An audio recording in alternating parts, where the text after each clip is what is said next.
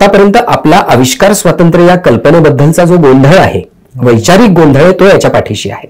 आपलं आविष्कार स्वातंत्र्याचं जे काही मत आहे ते कायम पक्षपाती आणि ते कायम एकांगी राहिलेलं आहे. म्हणजे साधी गोष्ट अशी आहे की जेव्हा MF हुसेन नग्न सरस्वती काढतात तेव्हा आपल्याला असं सांगितलं जातं की त्या नग्न सरस्वतीच्या पाठीमागची कलात्मकता बघा. पण त्याच वेळेला सॅटॅनिक व्हर्सेसवरती बंदी घालणारा पहिला देश भारत असतो याची आपल्याला लाज नाही वाटत. किंवा हेच MF हुसेन जेव्हा एक वेगळा अभिनय प्रकार करतात आणि फार चांगला प्रकार, मला तो चांगला वाटला होता की कुराणातली आयत ज्या आहेत त्या वापरून त्यांनी एक गाणं तयार केलं एका चित्रपटासाठी. त्यांना धमकी आल्यावर त्यांनी ते गाणं विड्रॉ केलं. प्रॉब्लेम हा आहे की मुस्तफा नावाचा चित्रपट येतो, धमकी येते आणि त्याचं नाव गुलाम मुस्तफा ठेवावं लागतं. आणि मग त्यावेळेला आमचं आविष्कार स्वातंत्र्याचं जे काही सगळा परिसर आहे किंवा जे विश्व आहे ते त्यावेळेला मौन बाळगतं.